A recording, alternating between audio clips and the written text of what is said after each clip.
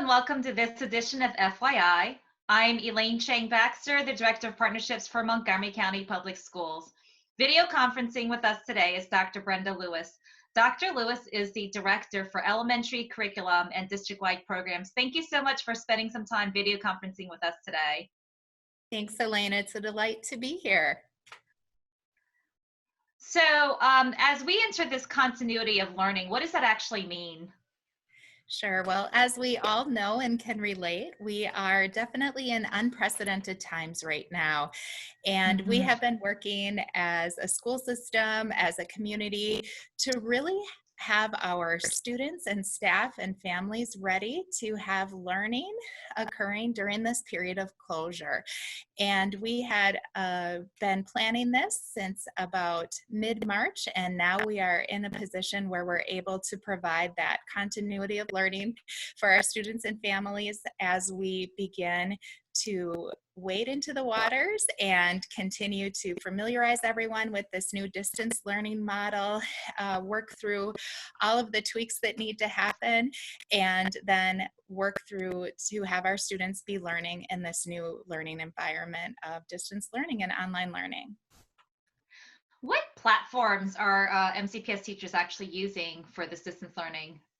Sure. So a lot of our platforms that our teachers are using, they have been using at the elementary level in one form or another. So we use our Canvas, My MCPS classrooms, and that's a way that our teachers can access centrally produced content and use that with our students and have assignments submitted. Also at the elementary level, our teachers sometimes use Google Classrooms as well, and those have different capabilities and different functionalities. Also, we have been using video conferencing for our students and teachers to be able to connect. So there is a learning curve for all of us as we learn how to access those materials, submit assignments, etc. And that's really what this week is for. And next week is just to familiarize us with the platforms, and it is new to us as we learn in this way. So the platforms that have been previously used at the elementary levels haven't been used in the same way. So this is a much deeper way that we are relying and using our platforms. So given that this is a kind of a deeper way, do you have any advice for parents as they're helping to support their children, or students that might be watching this video conference? Do you have any advice for them? Absolutely. So I'm actually a mom of 3 elementary kiddos myself. I have a 5th grader, a 4th grader, and a 2nd grader at Sally K. Ride Elementary School. And speaking to you as a mom, just have patience, give yourself grace, give your kiddos grace, and know that we are navigating a whole new landscape currently. And so those of us that are used to dropping our kiddos off at school in the morning and coming home to them and helping them with homework, this is a very different way that we are navigating in our own households, including teleworking. For educators like we are in Montgomery County, we aren't used to teleworking. Right. So navigating that for ourselves as well. So just having that understanding that it's okay if you can't get it to work. And our teachers are incredible, and they just circle back and they say, try this and try this and try this. This morning, my 3 kiddos each had a Zoom meeting, and it didn't work the first time. It didn't work the second time, but that was okay. And our teachers were just so patient and persistent, and eventually we got it to work. But that's just what I want our parents to remember is just be patient with yourselves, be patient with your students. This is a learning curve for all of us, and we're doing the best that we can. I think that's really great advice. I've heard parents just are stressed, wanting to do the best by their children, but also working. So I think we should just tell parents to take a breath and that they're not doing anything wrong. Exactly. And just do the best they can. Exactly. What can parents expect from ESOL and special education teachers? What'll that look like for this distance learning? Sure. Well, our students that receive ESOL services will actually still continue to receive that instruction, and it will be through our ESOL teachers, as well as our general ed teachers will continue to elevate that instruction as they have been throughout their school year. And then our ESOL teachers will be working with our students, as will our special education teachers and service providers. And there's dedicated time for our students that are both receiving ESOL and special education services to really receive those services, and will have regular communication from their teachers as well. I'm hearing there probably is a variation of the ways that our teachers will be engaging with our students. There might be videos, pre-recorded lessons, there might be actual classroom time. Can you talk about what learning will look like for elementary students in general from various teachers? Sure. Well, Elaine, you actually highlighted all of those components that we are using at elementary. So we have centrally created content, which our teams of instructional specialists and supervisors and other staff at the central office have been working on content, including school staff that have been helping us, reading specialists, etc. And then that content is actually pushed out through the classrooms into our teachers' MyMCPS classrooms, and they're able to access that. So they're centrally produced for English language arts videos. And then for our math, those videos are produced by our vendor for Eureka Math, Great Minds. And so those Oh, videos are okay. produced externally, but then they're also pushed into our teachers' classrooms for them. And then our teams create materials and instructional components that go along with those lessons that are pushed out. So our teachers have the videos that students will watch and view by that specific lesson, and then they will receive that live time with their teacher to get debriefing and work on specific skills that they have as a follow-up to those videos that are pushed out. Then there's also time for our teachers to connect with students through the virtual office hours. So that's a time when teachers might ask students to come and to meet during that virtual office hour for extending the learning, small group, etc. As well as if students need some additional support or don't quite understand something, they can attend that virtual office hour. So will teachers be reaching out to students to schedule a virtual office hour? And then some kids can also initiate needing that support with that teacher also. So it's flexible both ways. Exactly, exactly. So we will have our students or families, if they feel that they need additional support, contact that teacher, as well if the teacher would like to meet with that student in a smaller setting virtually, then they will contact that student. That's great. And since you said family, so if a parent had a concern, they can feel free to reach out to their child's teacher, talk to them privately, and then the teacher will figure out how to support that student. Absolutely, yes. That's wonderful. What will art, music, and PE look like? Sure, that's a great question. So we have, similar to our math and our ELA, English Language Arts, we actually have a team that has centrally produced content. So that content goes out again to our students and teachers in the classrooms, and then they will see those pre-recorded lessons and activities, and then our specialists will also then be working and having those virtual office hours with our students as well. So it's kind of on demand. They'll be rolled out, pushed out on Monday mornings, and then students can watch those and participate in those as they are able then throughout the week. Great. What do you think is the level of parent involvement for elementary level students? You know, some of them are in kindergarten, some of them are fifth grade, so some can be more independent. What does the level of parent involvement look like, especially for someone like you who has 3 kids that are in elementary school? What should we ask of our parents? What should their roles be? And maybe what should their roles not be? Sure. Well, that's a great question. And We are looking at our continuity of learning different than what the school day is. So it's not going to be those 6.5 hours of students in front of a screen to replace what they're having in an in-person brick and mortar school experience. But for our parents, really for right now, the focus is helping your student learn and understand and how to navigate that technology, how to navigate the classrooms, how to figure out how to get into those teleconference class meetings, and just familiarizing yourself with the platform. And to be very honest, my 9-year-old Lotana, she has been designated as the tech support for our family, literally. So anyone, when they have their Zoom meetings, Lotana needs to be standing next to Amana or Ugo and providing that support, making sure that they get in there, because she has learned that technology at a speed that I haven't. So for instance, we had a very simple thing that I should know where I could not access something, and Lotana said to me very patiently, Mom, are you trying to access that through Amara's account because you're trying to get through it through your own MCPS account, Mom? So it's those sorts of pieces where our parents can work together with their students, because oftentimes our students will be able to help and navigate that. And again, it's kind of what I said earlier, just having that patience with ourselves as parents to know that it is a learning curve and that we will get there. And our teachers are so dedicated, so patient.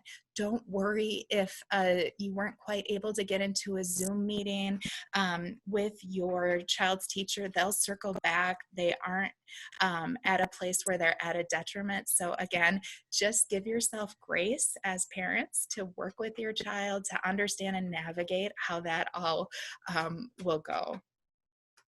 I think that's great advice. So parents shouldn't feel bad if their child missed a Zoom meeting. They shouldn't feel like a bad parent because they couldn't figure out how to help their kid get in, right? So The we teachers will circle back. Yep. missed 3 this morning and I, was like, we got this, kids, and we did. The teacher sent out different directions and we were able to get in. I know how much our teachers are missing their students. So we have excellent teachers in our school system, and we are confident that they'll circle back and make sure all kids are kept updated, informed, and caught up. What would you recommend to parents, being that you're a parent again yourself, with 3 kids that are in elementary school? We know that kids need routine and structure. What's your advice to providing routine and structure? Given 3 kids with different teachers reaching out with assignments, but then everybody's at home teleworking and then Zoom meetings, like how do you create some kind of routine and structure? What is your advice so that a parent's not pulling their hair out? That's a very good question. And we are finding that new normal as a family ourselves too. And for us, we work the night before as much as possible to go over who has what meetings at what times. We go in and see in the classroom where those meeting invitations are. We practice how to log into those meeting invitations.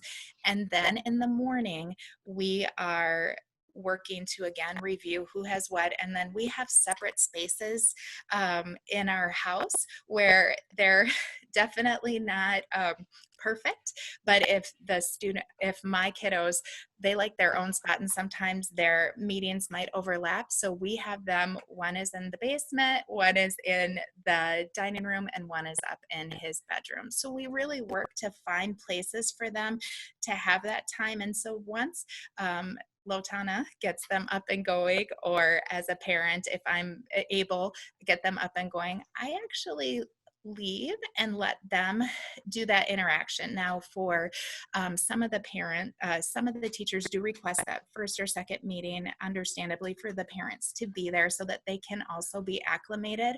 But I am personally letting my children to be in those meetings and to be really interacting with their teacher as well.